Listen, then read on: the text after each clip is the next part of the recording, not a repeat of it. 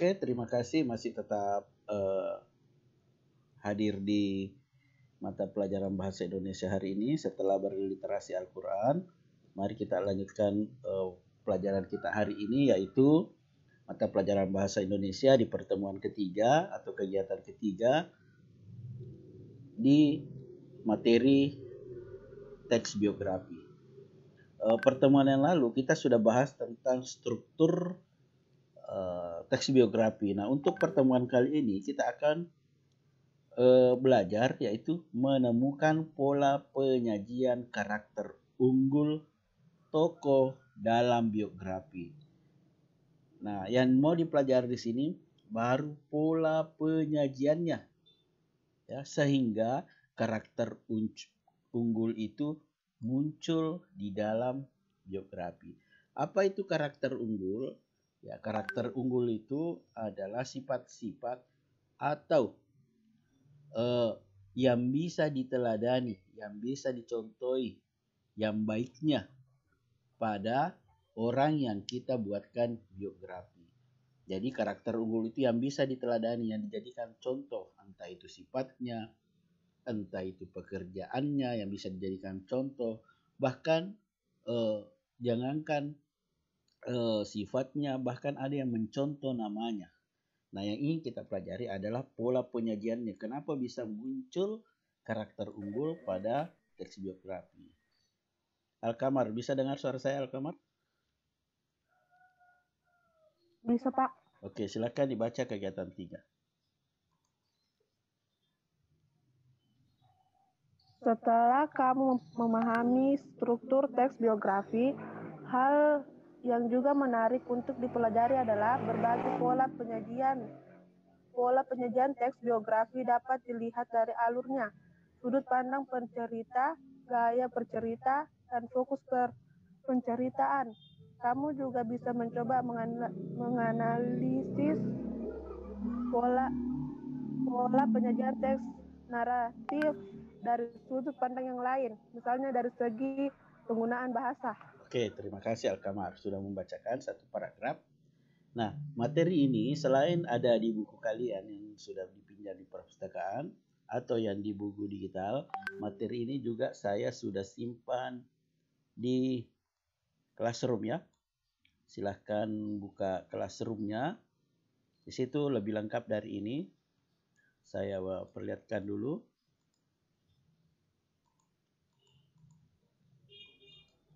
Ya. Ini kelihatan tidak Classroom-nya? Kelihatan, Pak. Ya, oke. Nah, di sini saya sudah susun pola penyajian teks biografi dapat dilihat dari alurnya ini tadi ya yang di buku. Nah, karakter unggul tokoh dalam biografi bisa kita munculkan dengan memperhatikan unsur-unsur berikut. Ya, alur biografi. Yang pertama adalah alur. Nah, maksudnya di sini cerita yang ada dalam biografi itu selalu menggunakan alur maju, ya, dimulai dari masa kecilnya sampai mungkin dia meninggal. Ya, masa kecilnya kalau kita contoh ya, kita lihat yang kita bahas di buku kan Habibie. Bisa dilihat di sini. Berarti di sini Habibie itu diceritakan mulai dari ya, jadi bercerita ya, dijelaskan dulu siapa itu Habibie, kemudian di sini di mana dia lahir, tanggal berapa lahirnya, siapa ibunya. Ya. Jadi ini cerita tidak maju, maksudnya tidak pernah mundur, selalu menggunakan maju. Jadi kan ada juga cerita maju lagi baru kembali lagi bercerita kepada masa lalu. Kalau ini dimulai dari masa lalu mulai dari lahir, ya. Setelah itu mungkin teman kanak-kanak, SD, SMA, SMP, SMA, tidak mungkin langsung SMP, baru kembali lagi ke teman kanak-kanak. Tidak begitu ya. Ya, ini maksudnya menggunakan alur maju. Kemudian menggunakan sudut pandang orang ketiga serba tahu. Ya, maksudnya begini. Di dalam cerita itu menggunakan sudut pandang orang ketiga. Misalnya, tidak disebutkan namanya Habibie, tapi dia menggunakan kata iya, dia, beliau. Ya. Nah, tapi sebenarnya menggunakan orang pertama itu bisa langsung menyebutkan namanya. Contoh ya, saya perlihatkan contohnya. Nah, coba kita lihat di sini, adakah yang menggunakan kata beliau, dia, ia? Kita cari di sini, belum ada. Nah, ini. Jadi kecerdasan beliau sebenarnya di sini bisa menggunakan orang pertama. Kecerdasan Habibie dan prestasinya tampak menonjol. Nah, ini yang dimaksud ya, menggunakan orang ketiga, maksudnya seperti beliau, dia, ia. Kita cari lagi. Apakah ada kata dia, ia?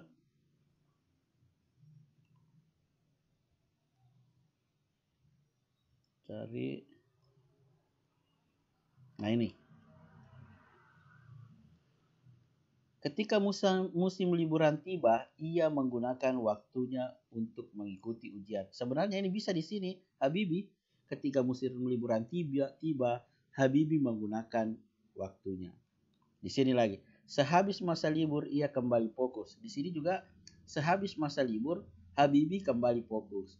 Karena kita di sini menggunakan orang ketiga, maka kita gampang menyelipkan, memasukkan orang ketiga sehingga nanti karakter unggulnya muncul. Ya.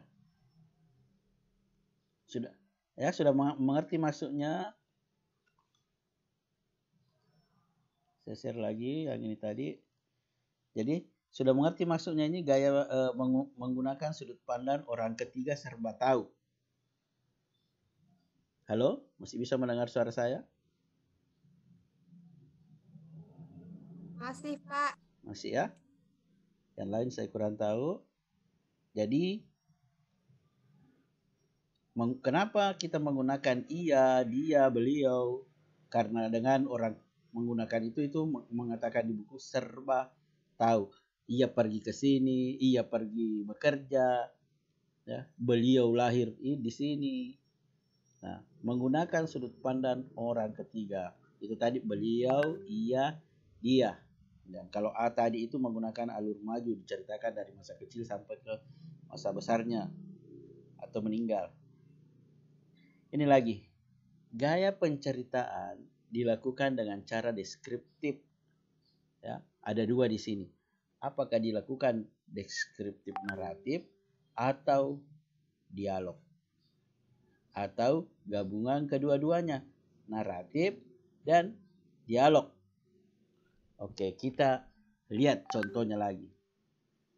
Nah, yang dimaksud dengan deskriptif naratif ini dipaparkan paragraf per paragraf. Ya. Kalau dialog, ingat kalau dialog itu ada orangnya diucapkan langsung, kemudian tanda petik, kemudian apa yang dia ucapkan, kemudian ditutup dengan tanda petik juga. Nah, oke, kita cari. Apakah di Habibie ini ada deskriptif semua atau dialog semua atau gabungan? Kita cari kita mulai dari awal. Kalau ada dialog itu gampang sekali, ada tanda petiknya. Nah, kalau model seperti ini namanya deskriptif naratif. Ya, dari paragraf per paragraf. Nih. Apakah ada tanda petik 2?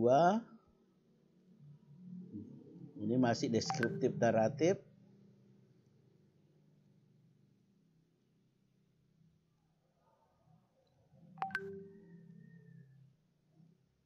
Nah, sampai di paragraf terakhir tidak ada dialog. Jadi, khusus biografi B.J. Habibie di sini menggunakan deskriptif naratif. Tidak ada dialog. Tidak ada gabungan deskriptif naratif dengan dialog. Coba kita lihat di biografi yang lain yang ada di buku ya. Nah ini masih deskriptif naratif.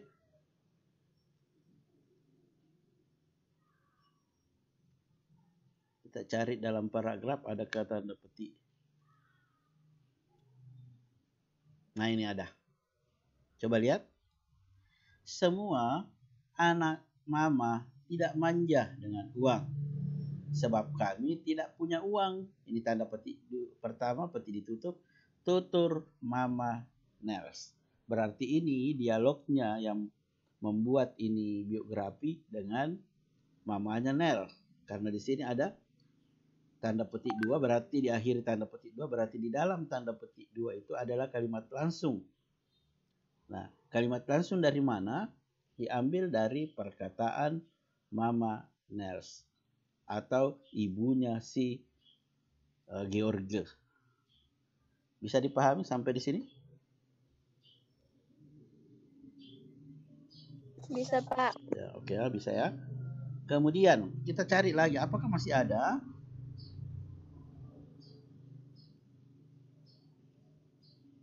Kita cari. Nah ini.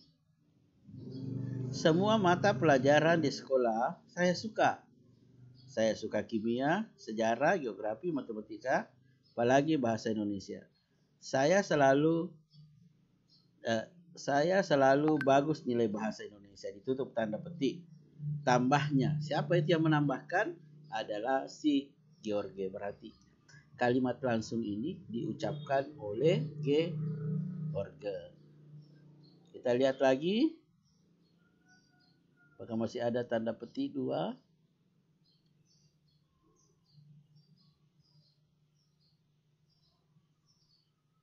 Ini. Dan berakhir di sini. Kata dia. Dia siapa? Ya, ini orang ketiga, dia adalah si George. Nah, apa yang dia ucapkan? Kalimat langsungnya, saya ingin jadi ilmuwan. Sebenarnya ilmu itu untuk mempermudah hidup. Ilmu pengetahuan dan teknologi itu membuat hidup manusia menjadi nyaman.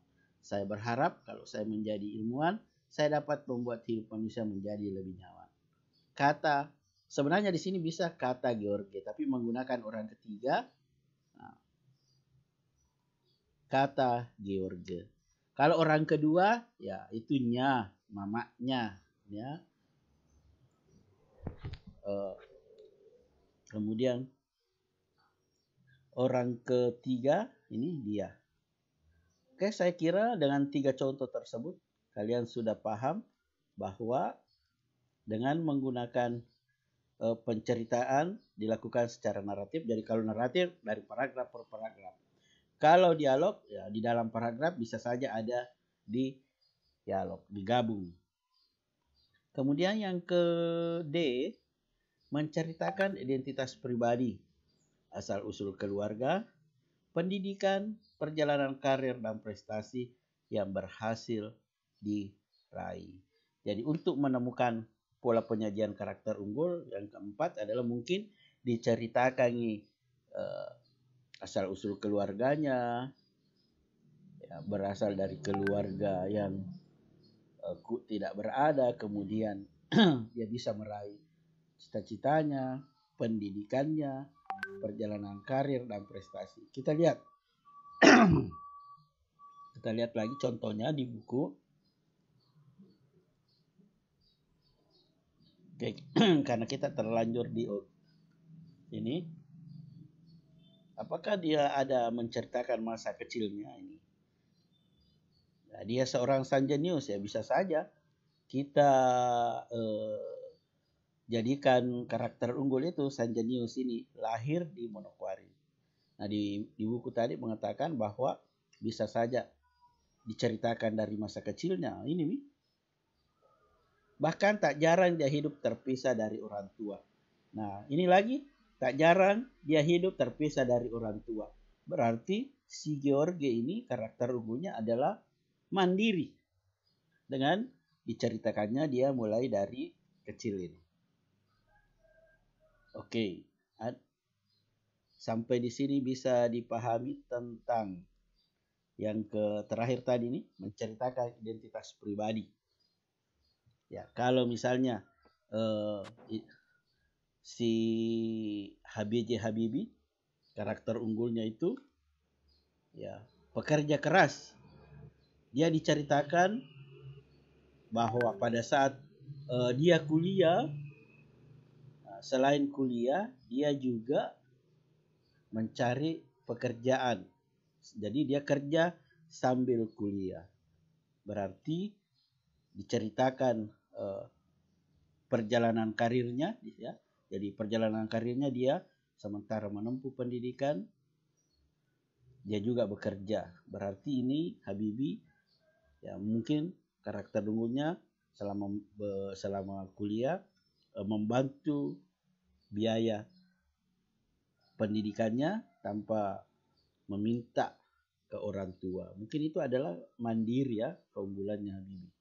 Nanti akan dibahas di karakter unggul. Oke, sampai di sini ada yang ingin ditanyakan? Jawab saja ya atau tidak. Halo, masih bisa mendengar suara saya? Masih, Pak. Oke, jadi untuk memunculkan karakter unggul itu, pola yang digunakan ya ada 4, bisa melalui alur, bisa menggunakan sudut pandang. Ya kalau alur tadi itu dimulai dari masa kecilnya sampai mungkin dia meninggal. Ya. Kalau dari pendidikannya diceritakan mulai taman kanak-kanak sampai selesai kuliah. Ya, tidak diceritakan kuliah dulu baru dicerita lagi SD, baru kembali ke SMP, baru kembali ke SD, tidak seperti itu. Nah, untuk biografi. Dia dimulai dari taman kanak-kanak mungkin SD sesuai urutan waktu maksudnya itu. Menggunakan sudut pandang orang ketiga. Apa itu contohnya? Orang ketiga ya dia, beliau, ia. Ya itu kalau menggunakan sudut pandang orang ketiga. Sebenarnya bisa diganti Habibie. Nah, dia rajin ke sekolah. Ia adalah panutan. Sebenarnya bisa diganti nama tokohnya. Gaya penceritaan dilakukan secara deskriptif, baru-baru saya jelaskan. Kalau deskriptif dari paragraf per paragraf diceritakan. Kalau dialog di dalamnya ada percakapan, entah itu di dalam paragraf yang jelasnya ciri-ciri dialog, ya itu kalimat langsung diucapkan oleh tokohnya atau orang lain yang diwawancarai. Kemudian yang terakhir menceritakan identitas pribadi atau asal-usul keluarga. Itu tadi yang terakhir saya jelaskan. Oke, ada yang ingin ditanyakan? Halo? Ada yang sudah selesai tuliskan biografinya atau saya tampilkan dulu biografi dari MIPA 3. Saya lihat dulu. Jadi tugasnya ini cukup mungkin ambil di internet juga sih. MIPA 3. Nah, di sini sudah ada. Bahkan ada yang belum ya, misalnya saya Ince menggunakan Pangeran Diponegoro. Pangeran Diponegoro itu gampang sekali ditemukan. Nah, Ince bisa dengar suara saya? Masih, Pak. Ya. Nah, sekarang Ince sudah bisa menuliskan di buku latihan atau mapnya biografinya Pangeran Diponegoro. Ya, sudah bisa dipindahkan kalau ada dapat di internet atau di buku lain silahkan. Ya, Pak. Kemudian Sarkasi bisa dengar suara saya? Bisa, Pak. Kalau Sarkasi Nenek Malomo. Ya, kalau Sarkasi sudah menemukannya di internet itu ada, pernah saya dapat. Silahkan pindahkan ke buku latihannya. Rizka Amalia bisa dengar suara saya? Bisa, Pak. Oke. Rizka Amalia di sini dia Insinyur Soekarno ya, presiden pertama Republik Indonesia. Sudah bisa. Pak, saya temukan satu buku. Masa muka tulis semua? Nah, gampang sekali. Ambil lahirnya, kemudian ambil pendidikannya, kemudian ambil kejadian penting, kemudian setelah kejadian penting ada reorientasi, apakah dia meninggal, apakah dia berhenti jadi presiden. Jadi cukup itu, ikuti saja strukturnya, jangan ambil semua. Pak, banyak sekali kejadian pentingnya, ambil yang paling terpenting. Misalnya dilantik menjadi presiden. Kemudian Putri Kurniati Bara Masoud. Putri, bisa dengar suara saya? Bisa, Pak. Oke, sudah bisa dimulai ya. Kemudian Iya, Pak. Suci Ramadhani, bisa dengar suara saya? Bisa, Pak. Oke, Suci Takim Walik. Oke, boleh, sudah bisa. Nuryani Nurdin, bisa dengar suara saya? Bisa, Pak. Nuryani ambil Muhammad Hatta, wakil presiden pertama Republik Indonesia. Jadi sekarang silahkan ditulis memang ya. Karena saya anggap ini ada semua aja di internet, tinggal kamu pilih yang mana. Alkamar, bisa dengar suara saya? Bisa, Pak. Alkamar Febi Rastanti, ini artis ya, Alkamar? Iya, Pak. Oke, kalau artis itu banyak biografinya di internet. Biasanya ada di Wikipedia. Sebenarnya yang kamu ambil ini rata-rata ada di Wikipedia. Misalnya Sendia, saya ajarkan caranya mencari. Suho Exo. Saya kasih contohnya saja.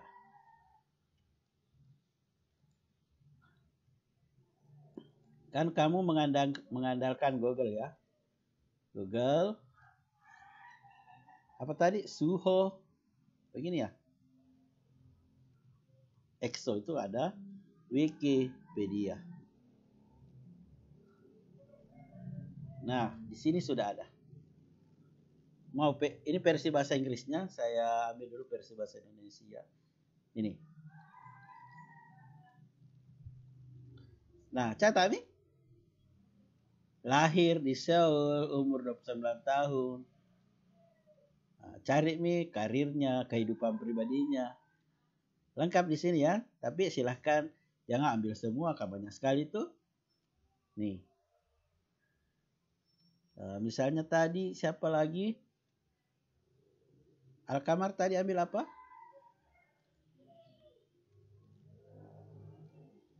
Siapa tadi Alkamar?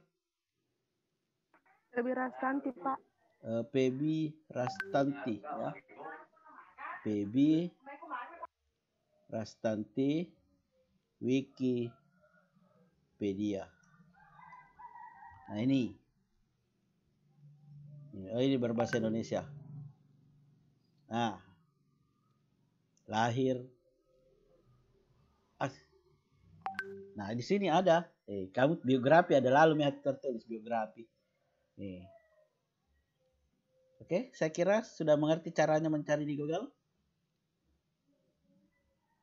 Nur Hikmawati Hasan, bisa dengar suara saya?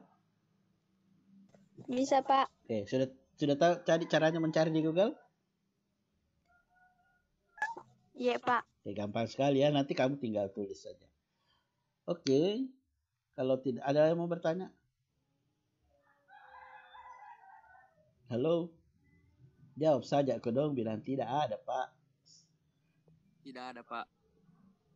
Kalau ada ya ada. Oke, karena tidak ada lagi yang mau bertanya, saya kira sudah jelas semua. Apalagi tadi mencarinya di internet. Silakan nyalakan videonya, saya absensi dulu.